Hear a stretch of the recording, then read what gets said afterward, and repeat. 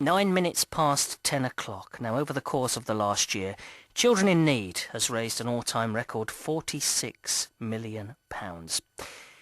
But Children in Need gets asked for 5 times that amount of money. So some hard decisions have to be made. Where does the money go? Who gets it? Who's most needy, if you like? Well, all this week we've been looking at Oxfordshire's charities that have benefited from your money, from your generosity. When you dip into your pocket, and I'm going to be asking you for donations again tomorrow, and I know times are hard and it's difficult, but we will ask. And if you can afford to give something, then you'll need to know where that money's going, who's benefiting. And that's what we've been doing on this show all of this week. For example, one of the organisations that makes a difference to young people's lives in Oxford is the Oxford Family Mediation Group. They help youngsters to cope when their parents separate. It's a vital organisation. Will Wilkin went out and met with Lizzie Irons, the director of Oxford Family Mediation, to find out a little bit more about their work that you are helping to fund.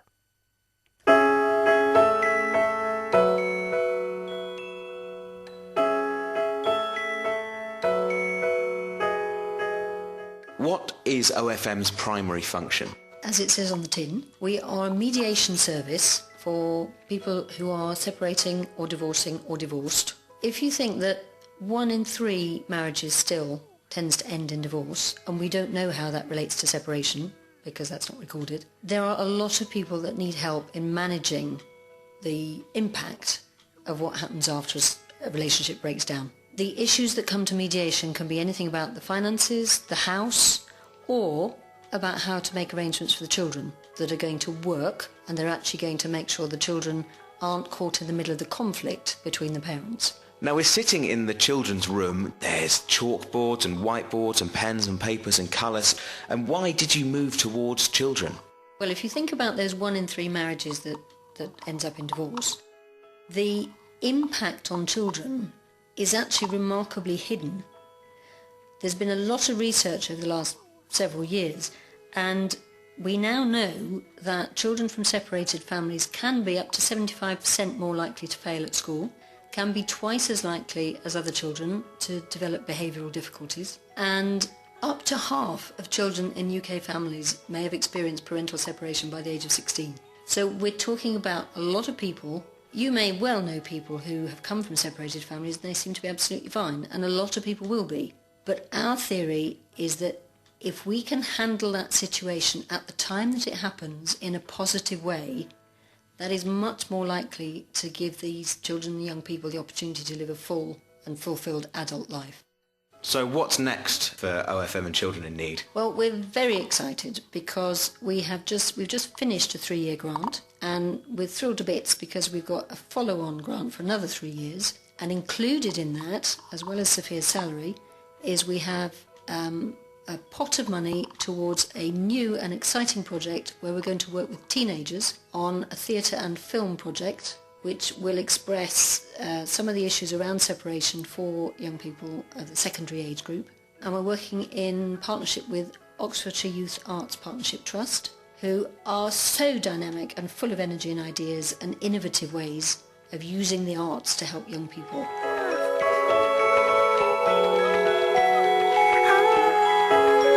So now you know that's Will Wilkin with Lizzie Irons, director of OFM, Oxford Family Mediation. She mentioned Sophia, didn't she, in that report? The Sophia she talks about is Sophia Giblin. She's the Children's Services Programmes Officer, and she's in the studio with me. Hi, Sophia. Hello. Hi, good morning. Thank you for joining us. And Claire Merriman. I'm going to talk to Claire first. Claire Merriman's turned to family mediation at Oxford when the strain of her marriage started to show on her daughter Alice. Hi, Claire. Hello. Hiya, thank you for joining us. I'll start with you, Claire, if I can. I'll begin with you and your stories. When did your difficulties begin, if I can ask that? Yes, well, just over 2 years ago, my husband and I decided to separate and obviously told our 3 children who were upset. And then the problem started just after that. What were the effects on Alice specifically? Yes, she used to get very moody, especially with me and her dad. And then she would throw toddler-style tantrums. and you couldn't reason with her, you couldn't calm her down. She just used to have to calm herself down in her own time. But she also started having trouble sleeping and became a bit frightened of the dark, and would be nervous at bedtime, wanting to make sure that the doors were locked and the windows were locked, and just generally worried about being safe. Yeah. How old was she at this time? She was 9. 9. Yeah. And how did you find out about OFM, Oxford Family Mediation? Actually, it was my mum who found out about it, because also my elder daughter came and she met Sandy first. And then we decided that it would help Alice too. So, yeah, it was To Mum. settle. Yeah. Let's find out then. Here's Alice talking about her experiences at OFM. Here she is.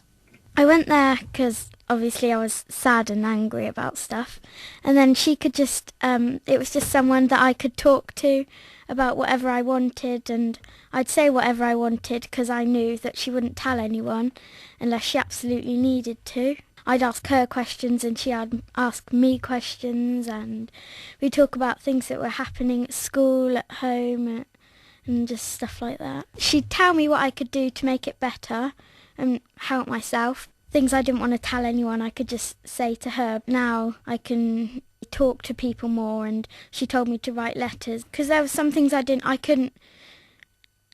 want to tell her, but I knew I had to, so I would sometimes draw a picture of it to give to her, or I'd write it to tell her, and sometimes I'd write letters to maybe my dad or mum, or things like that I wanted to see them more, and just general. That's Alice's story. How does that make you feel, Claire? Well, I do feel sad Yeah. to think that all my children actually have obviously been affected so much, but I think I'd be naive to think that they wouldn't be. But I am glad that we took the decision to go to the mediation Yes. before it got to such a stage that Alice couldn't feel better about the situation and cope with it and feel better in herself. What are the sessions like? Do parents have any input at all? Alice spoke there about talking to Sandy, wasn't it? Yes. About anything, and she knew that Sandy was safe and that Sandy wouldn't tell if she didn't want her to, and she could draw pictures and write letters. Did the parents have an input into what was going on as well? Well, I went in first for an initial session with Sandy, and I spoke about Alice and her likes and dislikes and her hobbies in school and what my worries were for her. But the actual sessions, Alice would go in on her own. I might have 5 minutes at the beginning and say how Alice had been and give Sandy an update on our situation. And at the end, Sandy might say to me that she'd been okay, but I didn't actually go in for very much. And Alice would sometimes tell me a little bit of what they talked about, but obviously it was personal to her, so I didn't ask. It was up to her to tell me if she wanted to. Quite right. What was Sandy like? She was lovely. Really lovely lady. Yes. Very understanding and very kind. And Alice and Daisy both really, really liked her. Did it work, do you think? Did your experience with Oxford Family Mediation work for you first? And then we're going to hear from Alice again in a minute to see if it worked for her. What do you think? I think it has. Alice is definitely happier. She does still have moments where she obviously gets cross, but she knows how to deal with it, and we know why she's like it. And so we don't tend to argue and things like that. So, yes, and we're really grateful for Sandy and all the support that she gave us. That's Mom. What about Alice? How does she think it all worked out? Yeah, I think I have, because I know what to do, and people know why I do it. I know what to do when I feel sad. It's made my life much easier. Thank you. And especially to Sandy for helping me. It's made my life easier and it's made me happier. And I would definitely say to anyone who was having issues or problems, or they were sad, to go to OFM, because that'll help a lot. It's a great endorsement, Sophia, isn't it? How does that make you feel as the Children's Children's Services Programmes Officer? It's a bit of a mouthful, isn't it?